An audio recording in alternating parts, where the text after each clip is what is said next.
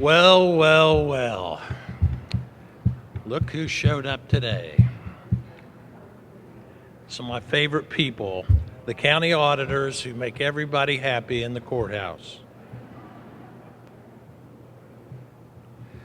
I really have to thank the auditors because you're our primary contact in a lot of counties around Indiana. Addie Rooker and Beck Hannaford are with me here today, and we often say the auditors are their job security. Get a number of questions and emails regarding the operations of county offices, particularly as it relates to human resources, from the auditors. And we don't get a lot of calls that begin with, everything's going real well today in our county. All those policies that you put together, they're working just fine. All those job descriptions are just great. People are so happy with the new salary schedule that the council adopted, and we just wanted to call up and let you know that. We don't get those calls. Our calls usually begin with, you're not going to believe what now you can fill in the blank, sheriff, prosecutor, the judges did today. You're not going to believe this. It's usually then a long story about something that makes our little folder in the office that's called Crazy Things That Happen to Work, also known as the dumbass file. Been doing this for a long time. The file has gotten bigger and bigger. We got a call from an auditor one day who said, we have the emergency management director wanting to change a job description. And we maintain a lot of job descriptions. We prepare a lot of job descriptions for counties. And we said, well, what is it that they're looking to change? Well, it's on the EMS job. They want to take out the requirement for lifting for paramedics and EMTs. Well, Addie says, why? And the auditor, of course, I don't know. They make up their own rules out there. Well, maybe we better find out. So could you check into that and let us know? Auditor calls back and says, yeah, what they're saying is they want to take out the lifting requirement because they're relying on these volunteer people who come up with their blue light spinning to do all the lifting of anyone who is in need of an emergency. That's not an essential piece of the job. Well, that's what they're saying. Now, can you imagine that? You come upon an accident out in the county somewhere. There's a guy laying in the middle of the intersection, and the EMT is going to say, well, bud, you better just hop up on that gurney yourself because I'm not able to lift because it's not my job description. So we kind of were able to convince them not to do that. Another call came by the way of, we've got a truck driver who we haven't seen for the last 18 months. He's still on the payroll? Well, he's ran out of money and he's not getting anything from the county, but he's still getting our insurance and we don't know what to do with it. Well, what's the problem? Well, at one point he said he had a bad back and he turned it into the workers' comp carrier, and they debated that for about 3 months, and he was off work, and they came back and said he was okay to work. But then he turned around and he went to another doctor and was able to get some medical certifications that he was able to work or was not able to work or perform his job, so we don't know what to do with him. Has he ever been given notices of his family and medical leave? No. You think we ought to do that? Well, maybe that's a good idea. Let's get the clock ticking. So he was given all the notices for FMLA and went about his way, and that whole thing ran out. And so we said, let's get another medical certification, see if he can return to work. What we received, or what the auditor received, the highway people received from the medical professional, was one of those little slips that basically came from the doctor that he says, I need to be off some more. And the doctor was more than able and willing to accommodate, said, job, title, truck driver, may return to work, restrictions, can't drive a truck or do CDL work. That's kind of what the job is, isn't it? Yeah. So finally he was required to go to a medical professional for a second opinion under the FMLA policy, which is allowed, that the county required him to do. And that doctor said that he was fit to come back to work, and consequently he was ordered to come back to work, and he finally received a letter that said in the first sentence, it's time to come back to work. Next Monday, your failure to return to work will result in a voluntary termination. Well, lo and behold, Monday he returned to work. On that very day, the P-Mobile shows up to do CDL random drug screens. His name was selected. He saw this when he drove into the parking lot, and it was too late to escape. So once he came into the garage and was informed of this test that he was going to take, he made the argument in the case that I can't pee, I just went to the restroom. Well, you sit down here on this bench and you drink some water, and eventually you'll be able to give a sample and take the test. So as the supervisor looks away, leaving him on this bench, and turns his head back, the next thing he sees is this guy is up. He is strolled right in front of a payloader coming through the door, and he's sprawled out on the ground. Now, we can't prove whether or not he took one for the team, but it certainly was suspicious. The last thing the highway superintendent told the paramedics who could lift and take him to the hospital was make sure you get a blood sample. He was supposed to have his CDL test today. Guess what didn't get communicated? No blood sample, no test. Back to the whole process again with this lingering back injury that kept him off work until there eventually came the day when he was terminated. This lasted for over 2 years.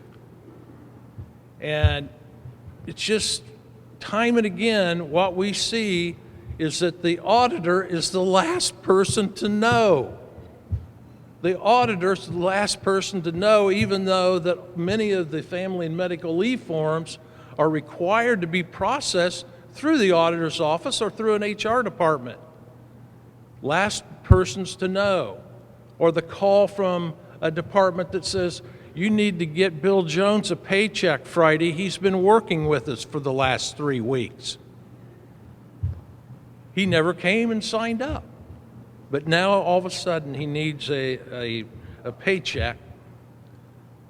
These are just some of the stories we hear from auditors every day and try to navigate through some of these problems and sort through what has happened, because oftentimes by the time it reaches the auditor's office, a lot of things have already occurred that have to be sorted out as they apply to the administration of your county policy.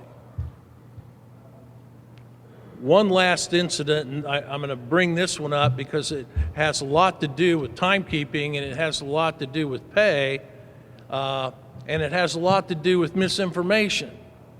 And it usually occurs after a heavy snow where the courthouse is closed by the commissioners.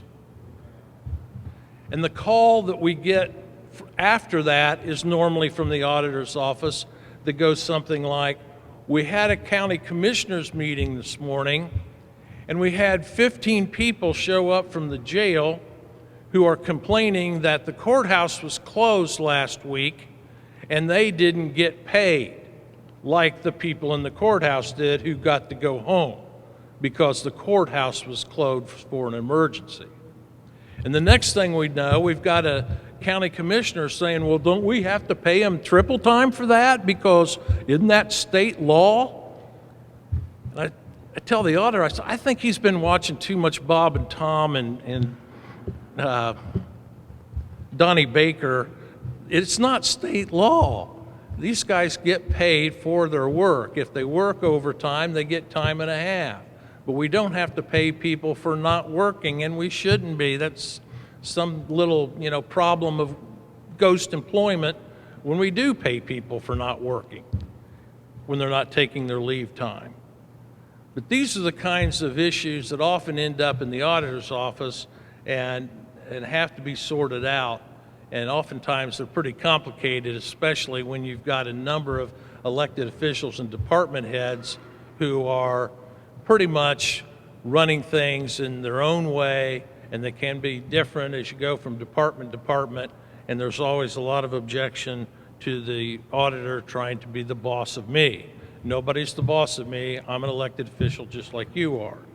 Well, there's a number of things that we need to be consistent on in the application of policies, particularly as it relates to the Family and Medical Leave Act and as it relates to the Fair Labor Standards Act that we're going to talk in more detail today about.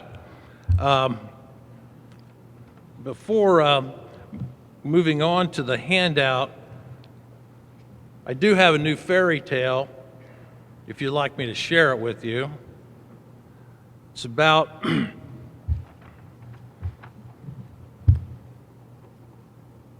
one of our counties here in the state. Begins with, once upon a time in an Indiana county far away lived supreme kingdom lords known as the county council. Each summer, the council would budget the kingdom's tax dollars for the coming year. The nobles wearing black robes and their court barristers requested more money be forthcoming for their scribes.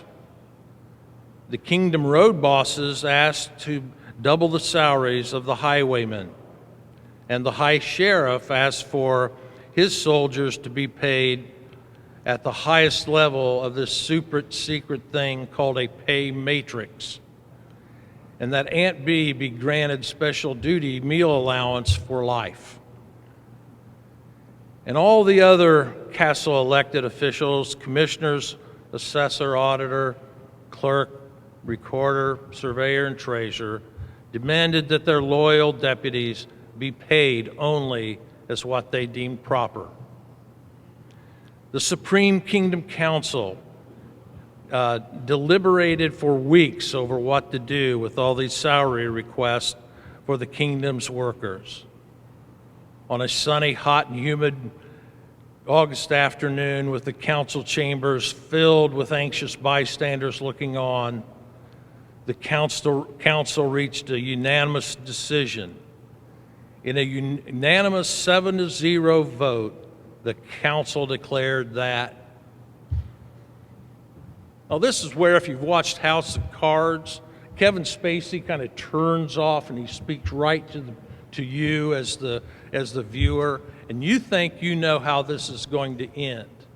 Or how many of you think how your council is going to react to all these requests? You're not voting. We can still see you. Well, in this case, this is a fairy tale. In the 7-0 vote, the council declared all salary requests granted as presented. A loud cheer rang out that could be heard throughout the kingdom. And all the office holders were happy. The workers were happy, and cried with joy, and the council members were heroes. All the kingdom's lords and Aunt Bee gathered on the courthouse square for a group hug and a photo for the newspaper. The county council became rock stars and were flown off to New York and appeared on the Today Show to proclaim that the county had been renamed Paradise. And from that day on, everyone in Paradise lived happily ever after. The end. Now that's a fairy tale. Although I did present this at the AIC last week, and a councilman from Randolph County, hadn't seen him until afterwards. I said, well, how are things going? Just living in paradise. Really? Yeah, we gave a 5% raise this year. What? Yeah, he said, and on top of a 4% raise last year. Did they have a parade? No. Anybody say thank you? No. Usually they don't, because whenever there's pay adjustments, everybody's going to, let's get out of here before they change their mind.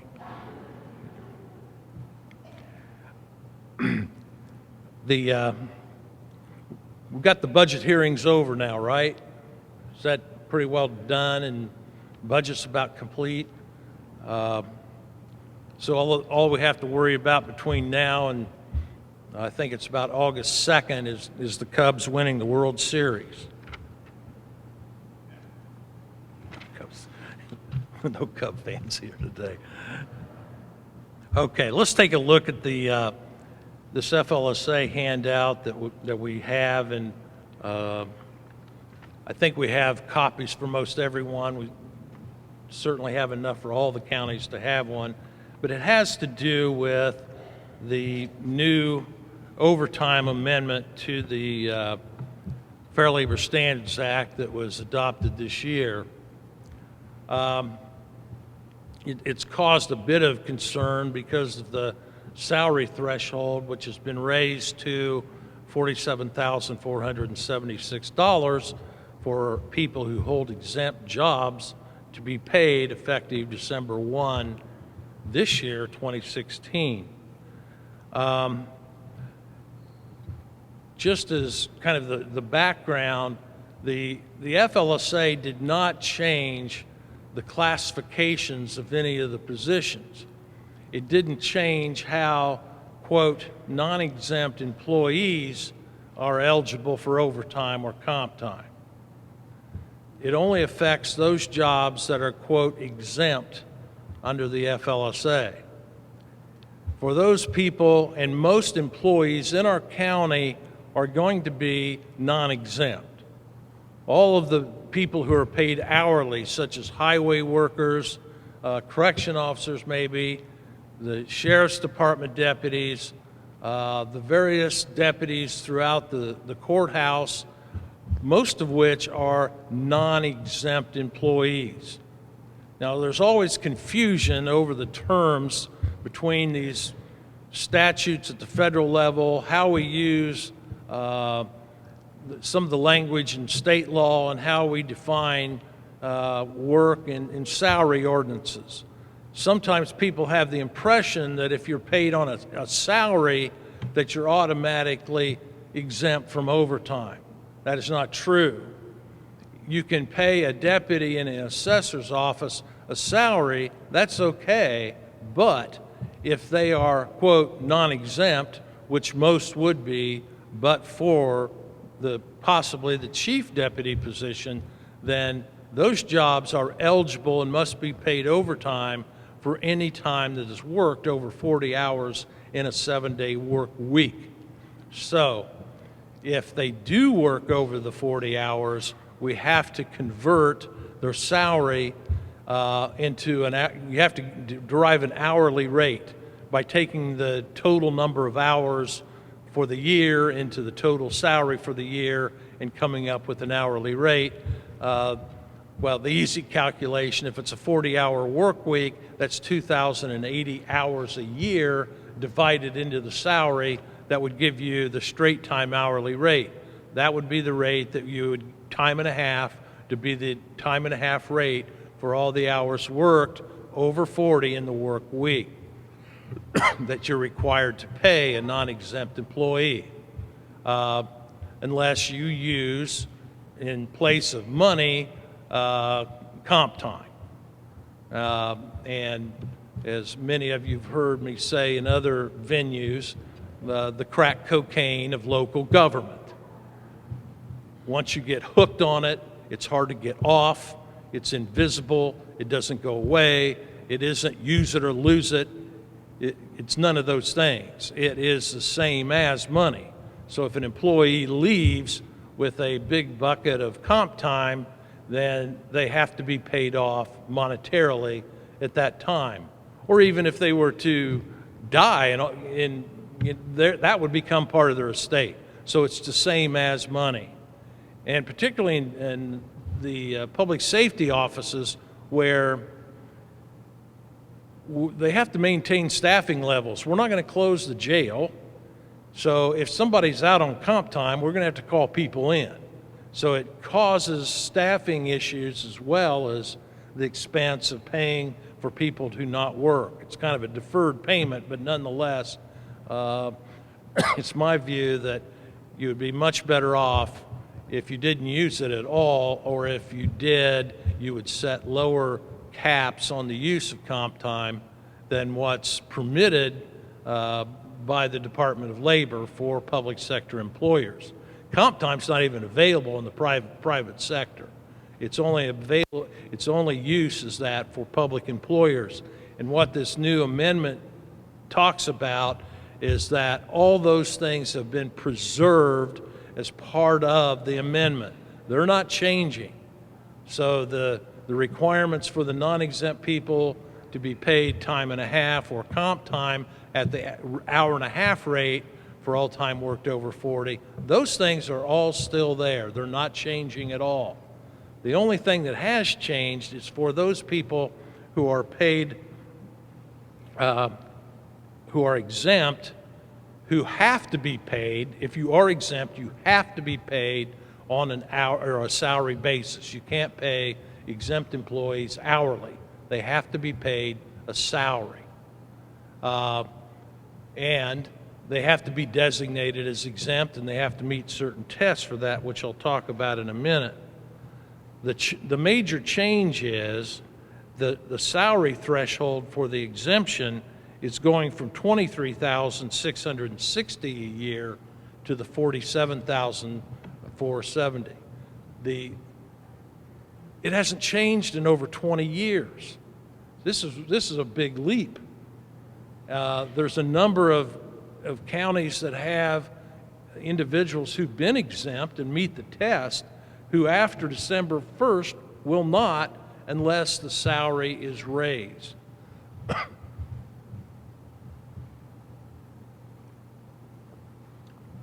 You know, we've been working with a number of you and to identify those jobs and to evaluate with the auditor's office and HR and council those positions that are close to that number already, and the likelihood of a person starting to use or get overtime would push them well above that.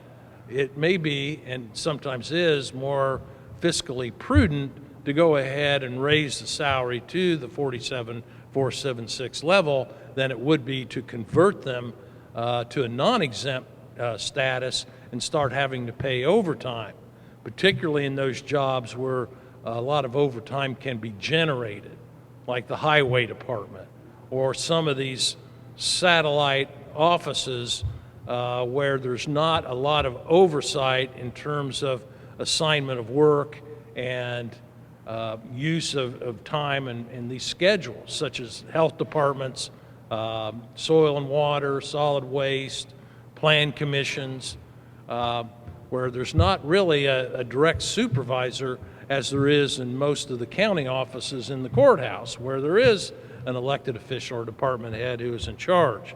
Some jobs, they're not likely to work much overtime, and it may be just as fiscally sound to go ahead and convert those to the non-exempt status and let them work overtime.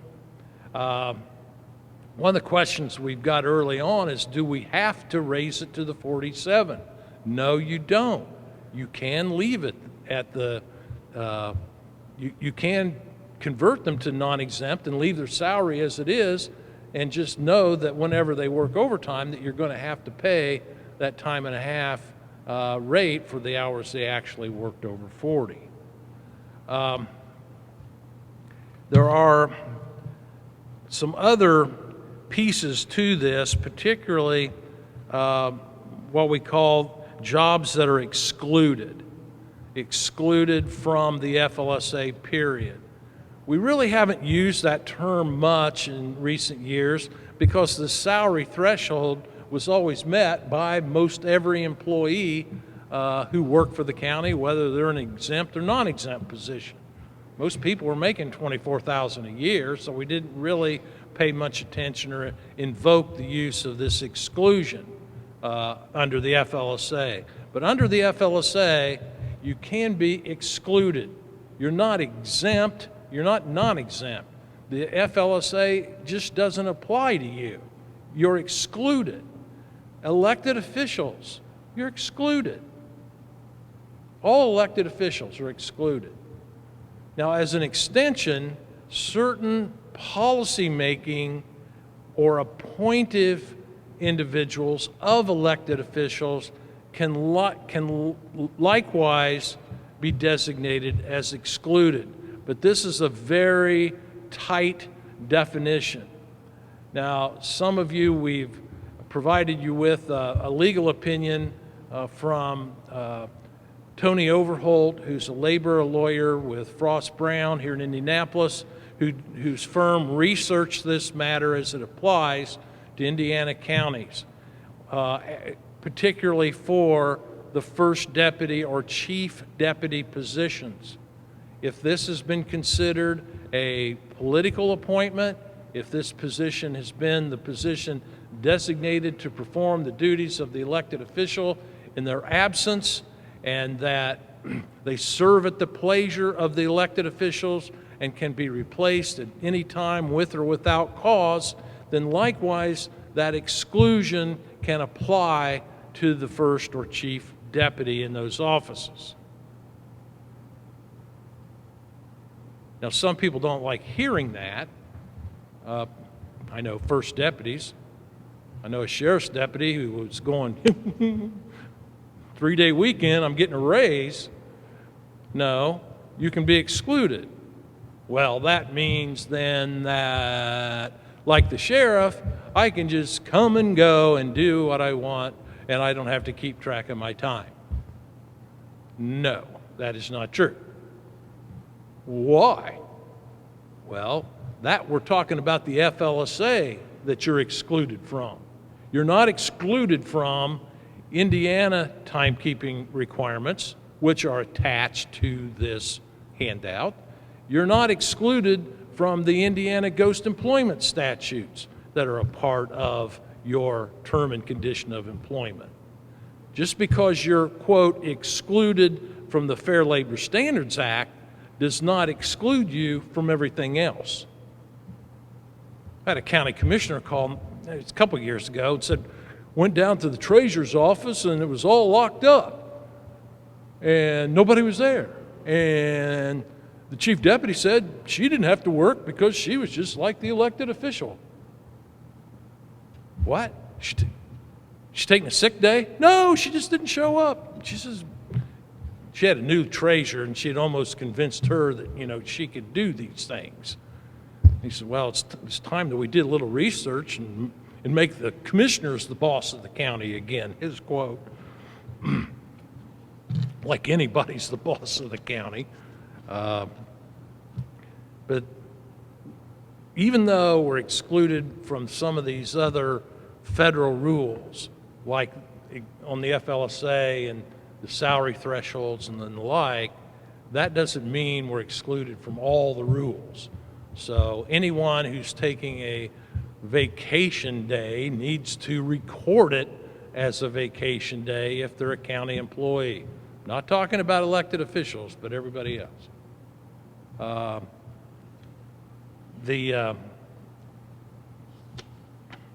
On page 3 of the handout, we talk about the FLSA exemptions.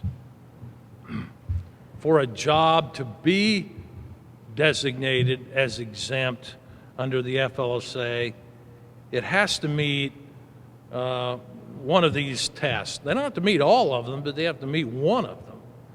The first test is if they meet an executive test. An executive test is basically for supervisors. Executive in this sense does not mean the CEO of an organization. And we think of executive as being the very top managers or people who are directing the operations. They can be a supervisor. They can be a supervisor in a highway department. Depending upon the size of the department, most likely the highway superintendent is going to be exempt. I don't know of any in the state that are not. And sometimes the next layer down, depending upon the size of the department and the work that is assigned. But if the work of the individual is principally for supervision, if they're supervising 2 or more people and they're not hired or their job's not there to be performing the work of a truck driver or an operator, then they too could be classified as exempt, as executive. Now, some counties have done that, particularly some of the larger counties have used that next tier to also be included in the executive exemption. The second,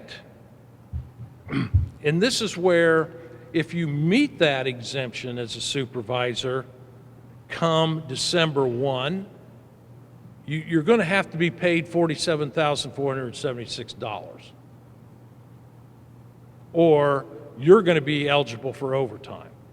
And those highway jobs are the ones that obviously could cost you a lot of money if they're going to be classified that way. The second exemption is administrative. Now, again, in terms of the way we often think of administrative jobs, we think of most jobs that work in the offices of the courthouse and the various other departments as being administrative jobs. But they don't necessarily fit the administrative exemption under the FLSA. It's a very narrow definition for FLSA purposes. It's people like a purchasing agent. They're not supervisors. They're not directing the work of the operation, but they are in auxiliary functions that are at the head of an administrative position or a department. Purchasing agents, an HR director may well fit within that administrative exemption. Likewise, people who are designated as administrative exempt will also need to have their salary at $47,476 or higher, or they too will become eligible for overtime or crack cocaine. The next one, professional. This is an exemption for those individuals who are applying knowledge that they've acquired through extended learning. These are usually all degreed type positions. Lawyers, engineers, RNs would meet these professional exemptions, and likewise would not be required to receive any overtime. But they too would need to be paid at the $47,476 level after December 1. The last one here is for the computer employee exemption, which is the threshold is still the $47,476, or if it's converted to an hourly rate, it's $27.63 an hour. And there's special terms and conditions for that. It's not just someone who's like working a help desk. These are system analysts, people who are putting together the systems. So you may have an IT department where, say, the IT director may meet this computer exemption, but some of the other workers in that department may not. So those are the overall exemptions that are available under the FLSA. So as we apply those terms, we have to, for anybody who's exempt, they have to be paid on a salary basis. And they have to be paid at least $47,476. Otherwise, after December 1st, this is the key, they're going to be converted to non-exempt if they're not given that salary. I know some of the councils did raise the salaries, others did not. Now, I spoke with Lori last week, some other people, the question about when do salary ordinances have to be adopted. And it's my understanding it's up till December 31st for a salary ordinance. Now, I know county councils like to get these things all wrapped up with a ribbon so it's all done and out of here at the same time they do their budgets. But this year, if you haven't done your salary ordinance yet, obviously you should have money in your budgets that are going to fund the salaries, but the salary ordinance is what sets the pay for 2017. And those salary ordinances for 2017 can be passed up through December 31st. And as I think most of you know, an elected official's salary cannot be changed during the calendar year for which it's set. So come 2017, the council cannot amend the salary ordinance to change a salary for an elected official, whereas they can change the salary, although they certainly don't like to, for other employees.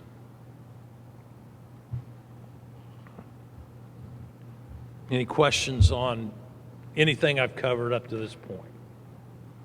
I see one back here.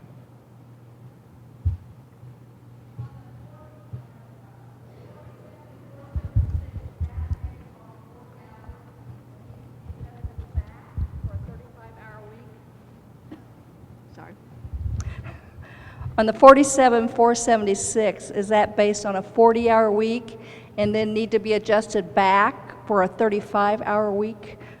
Good question. Is that based upon a 40-hour week, 37.5-hour week, 35-hour week?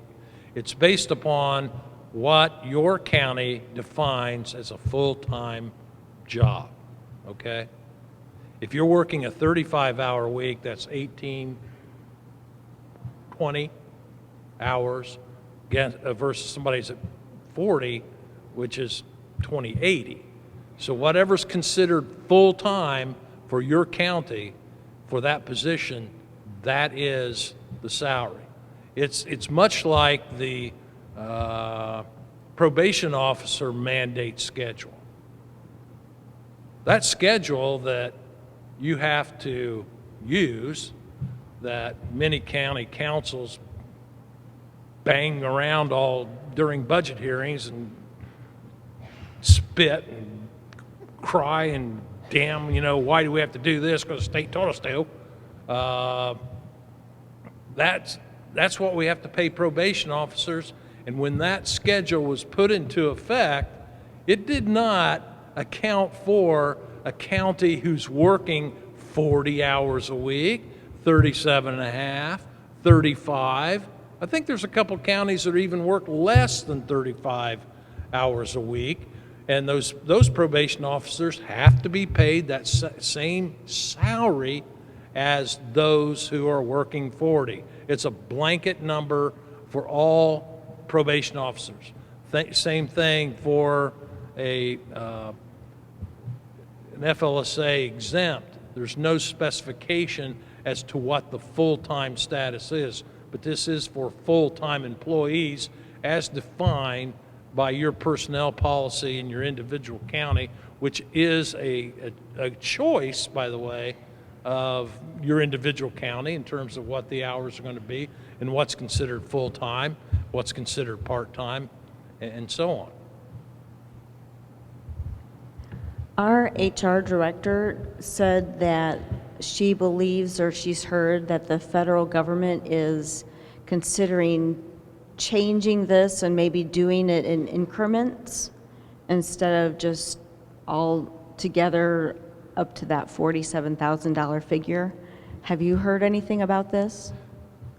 You're being told that The federal government is thinking about changing the law that's currently in place so that it's not such a big change for employers and maybe doing it in increments instead.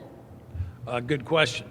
The last year, when this proposal came out, the number was over 50,000 a year. They had a public comment period where a number of other employers, particularly local government people, spoke up and objected to such a large change all at once. We worked with the AIC at that time and drafted a protest letter for that very reason of such a big change all at once and the impact that it was going to have. The DOL took in all those letters and boom, they went ahead and still came up with and just published the date this summer for the effective date. They did lower the number from the 50,000 to the 48,476. And as far as the federal government is concerned, it's a crystal ball. I don't foresee the government backing off of this at this time.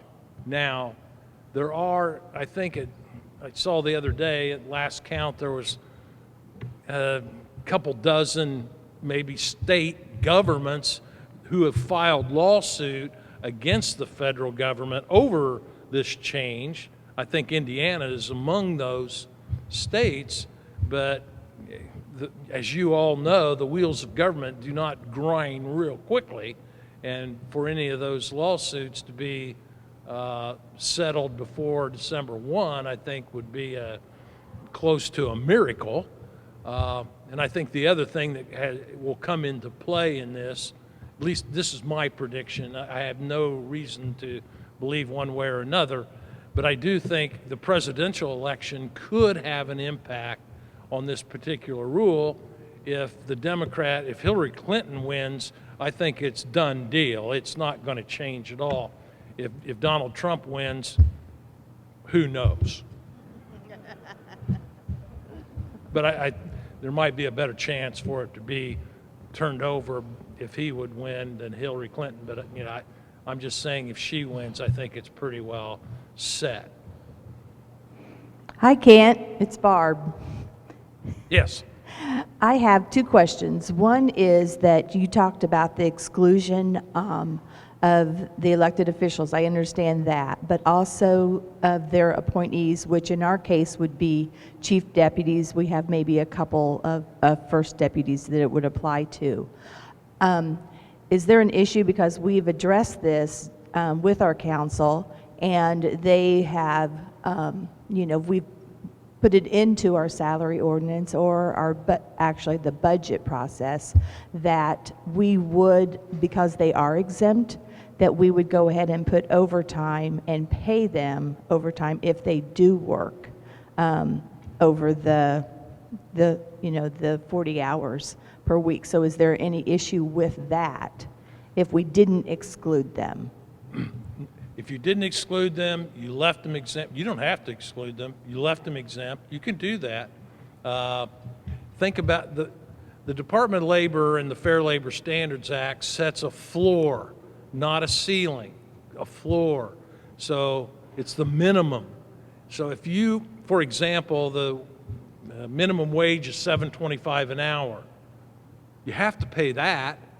But if you want to pay more, you can, and most people do. So that's the minimum. If you want to pay higher, you can. In this case, that's what they're saying in terms of the salary threshold, 47,476. You can apply this exclusion to the chief deputies or first deputies if you want to, or if you want to grant them overtime or comp time, that's your choice. However, it would be advisable to make sure that we have some things that are congruent here. One is that the personnel policy of the county have these overtime policies specified in it. I would take it another step and also make sure that some language is in the salary ordinance that likewise deals with this compensation issue, so that the salary ordinance and the policy are the same, not the commissioners going, the hell with the council, I'm not doing what they're doing, they're not telling me what to do, or vice versa. But I think that between those two groups, they really need to get their heads together and decide on what the policy is. Furthermore, we need to really be transparent with the employees. They need to know when they're hired whether or not they're in an exempt, a non-exempt, or an excluded position. And this is where I think some of the work cut out for us here for the next year or two is, and that is making sure that on our job descriptions that there are those statements in there, that when somebody is hired, they understand that this is a political appointment. You are taking this job, you knowingly take this job with the information that you can be replaced at any time with or without cause. Okay, thank you. So that there's no confusion whenever there's a change in the elective office, that there isn't a big, plague of amnesia that hits the courthouse. Oh, I'm not a chief deputy. I've been an Indian for all these years. You cannot replace me. No, you I don't answered my even know second the question. auditor. I never, I was in an office, 3 blocks down the street. No, people need to understand what their status is. But yes, you can make them non-exempt if you want. If you pay, and you can set up a policy, it's not too advisable for exempt people to get overtime or comp time, because it will destroy the exempt status of the position. If we start paying time and a half for exempt people, after a while, you're not exempt anymore. You're really not exempt. But there are some choices, and you can go beyond what the most strict or restrictive interpretation would be.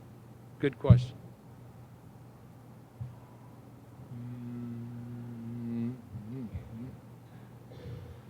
Okay. Just a couple more things here.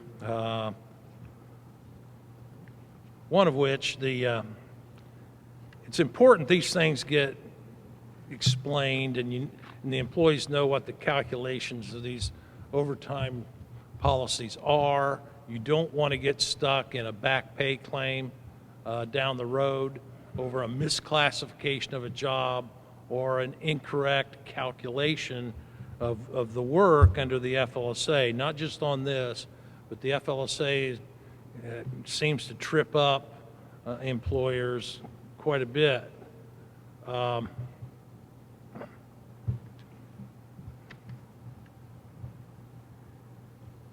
We've heard these problems that sometimes guys and their wives, they have trouble over what she said and what he heard. There's a cartoonist out, Don Sinclair, a few years ago, came up with a number of these items. It says, what he heard. This is a test. One wrong answer may be your last. What she said, tell me all the reasons why you love me. You get the wrong one in there, you're toast. What he heard, let's drain the life form from your body. What she said was, let's go shopping. what he heard, honey, why don't you put your head in a vise and I'll turn the handle until your skull explodes. What she said, honey, why don't we turn off the TV and just talk? What he heard, do you ever want to have sex again? What she said, do you think I look fat in these pants? Do not go there, guys. Do not go there. The one thing I've learned in being married for 47 years is I wake up each morning and say, how can I make Pam happy today?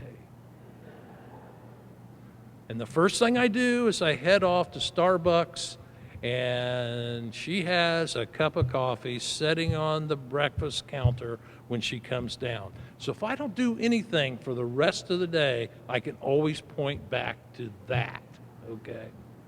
Well, I think much of that same theory holds true if most elected officials in the courthouse would follow through, and I've tried to educate them to this very important value, and that is, how do we make the auditor happy today?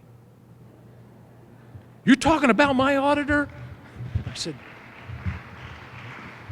believe me, they can make your life pleasant, or it can be hell on earth. I practice with them too. You know, how can we make?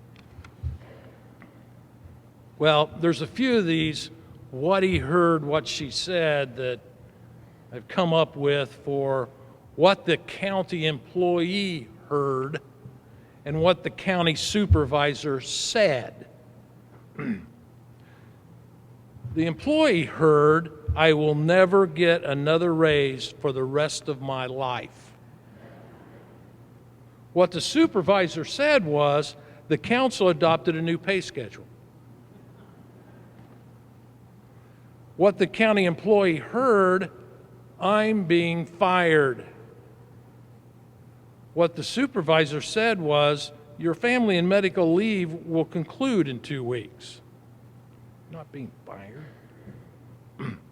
What the employee heard, it was fun while it lasted. What the supervisor said was, you have been selected for a random drug screen.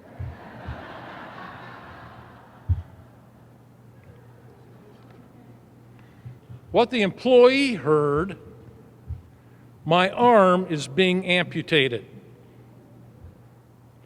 What the supervisor said was, from now on, the use of cell phones during business hours must be limited to emergencies. And the last one, which leads us back to the handout, what the employee heard was, I have cancer. What the supervisor said was, the county is implementing an electronic timekeeping system.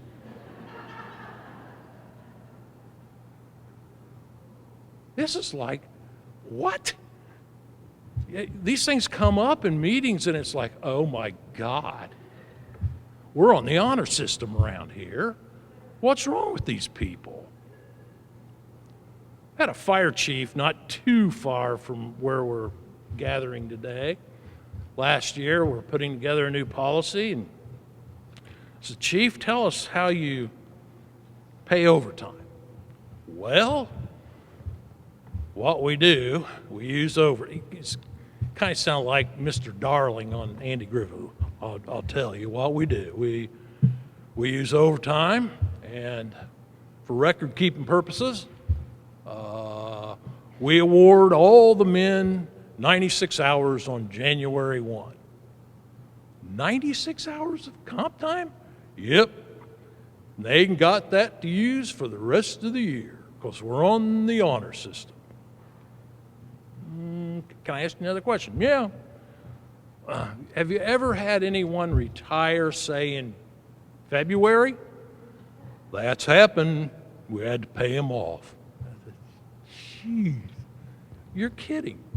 But first of all, they well could give them 96 hours of comp time.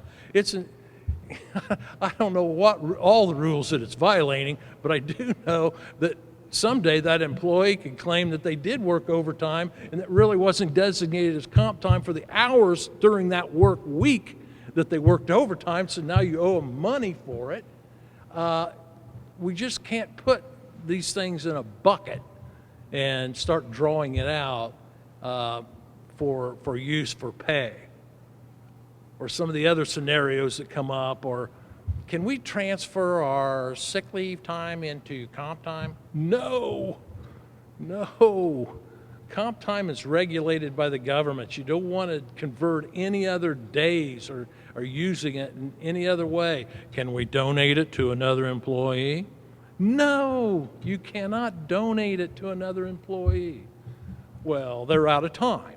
Well, gee. Or better yet, what if they don't show up to work and they just be off? Oh yeah, they can just be off. They can decide to come to work whenever they want to. Or eventually you're going to say, hey, we have an attendance policy around here. You ought to be showing up. Well, sometimes these timekeeping systems will actually show that. But just to have something to take back with you that is not, it's not saying that the auditor is trying to be the boss of the county. I have included here the timekeeping requirements under the FLSA. They're on page 7. And what the FLSA is saying that we have to establish a 7-day work week. We have to record the hours worked each work day, actual hours worked in each work week, and what their wages were based on and how they were paid and any overtime they were earned, the total wages. And this has to be dated and recorded. This is the federal government's rule. It's not a suggestion. Well, yeah, it's a good idea, but, you know, we're on the honor system. No, this is what we're required to have. And this is what a Department of Labor investigator will want to look at if you ever have a complaint over back pay. You will have to produce these records. Oh, that's good. That's fine. We can do that for the non-exempt, but I'm exempt. I'm excluded. I'm a chief deputy. I'm following sheriff's law. It doesn't apply to me. I've heard that one too, sheriff's law. Just this mysterious thing that ends up in a merit board policy that says we get 8 weeks vacation, everybody else gets 2. What? You don't get to do that. So, I've also included here the state of Indiana requirements for keeping track of time. And they're listed here, including, thanks to Deborah, the bulletin from the State Board of Accounts that gives you some guidance on doing this. It's not a suggestion. You've got forms to do this. These are for all employees. It doesn't say some employees. It doesn't say except the courts, except the prosecutor, except every. No, it's for anybody who's paid out of any county fund for wages. They need to keep track of their time. So these are here for you to take back and use as you go along. We're getting close to the time to cut off. I did also include here on page 10 pretty much of a checklist of the items you ought to be looking at if you haven't done so already on compliance with the FLSA. And your policies need to specifically set out work weeks, work hours, work time restricted, timekeeping,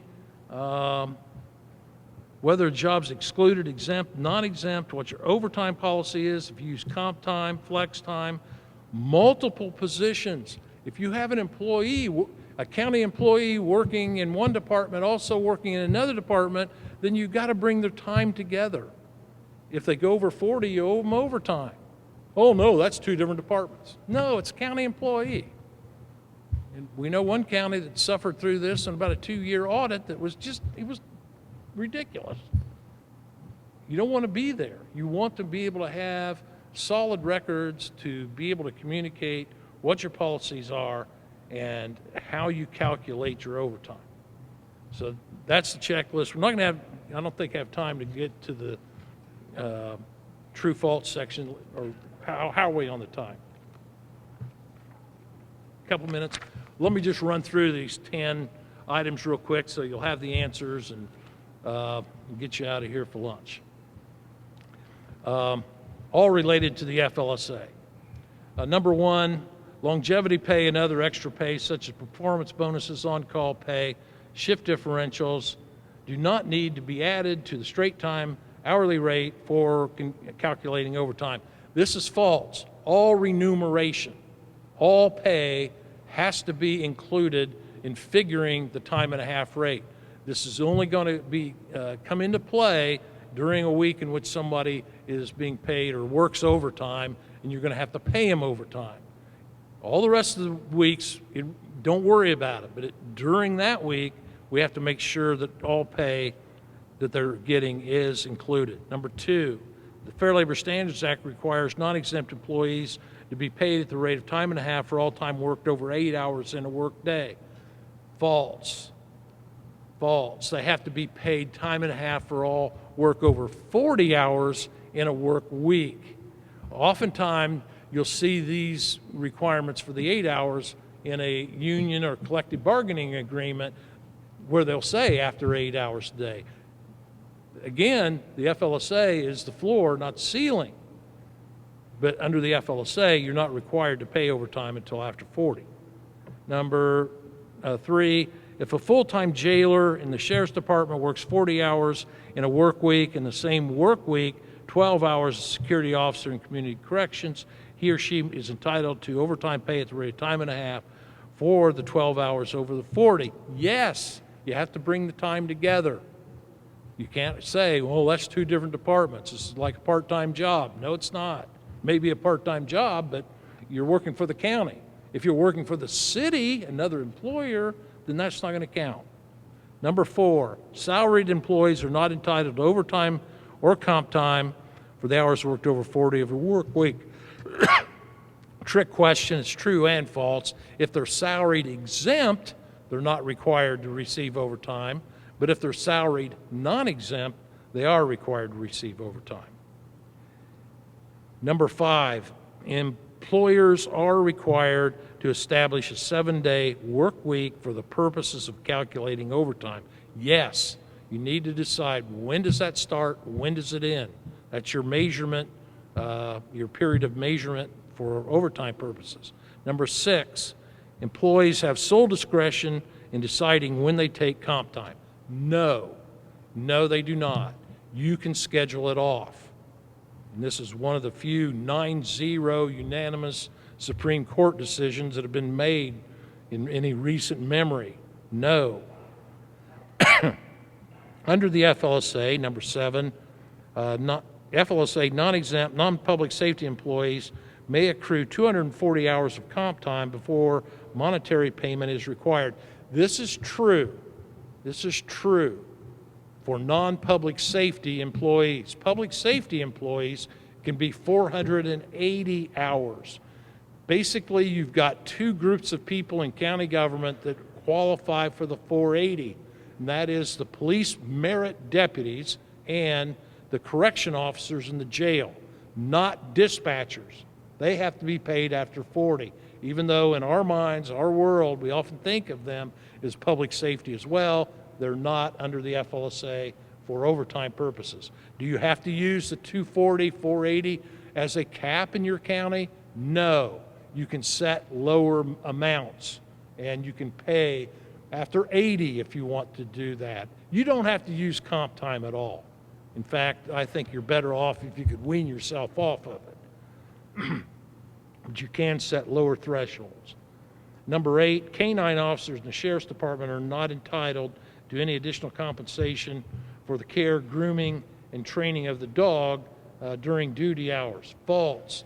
They're entitled to time 365 days a year for off-duty time for care and grooming of the dog. There's no set time by the federal government. Good rule of thumb's a half hour. So many of the departments schedule that by, giving them time off of their shift to accommodate for that half hour for the 365 days. Or they're going to give them extra money, or they can keep a log, but you have to accommodate them for care of the dog, training of the dog, unless they're kenneled. Number 9, the FLSA requires employers to maintain timekeeping records. If I haven't made any point today, that's the one. True. Under the FLSA, paid vacation, holidays, sick, and personal leave hours must be counted as hours worked in a work week when calculating overtime at time and a half. That is false. Under the FLSA, you only have to count actual hours worked. So if a person's off on Monday with a paid holiday, they're getting paid, but those 8 hours do not count. So if they work 10 hours on Thursday, those 2 extra hours are not at time and a half. They're at straight time. Only actual hours worked. Now, a lot of counties have policies that go beyond the minimum and count some days, like holidays, as actual hours. They count those as time worked in their policy, but that's up to the counties in an individual way.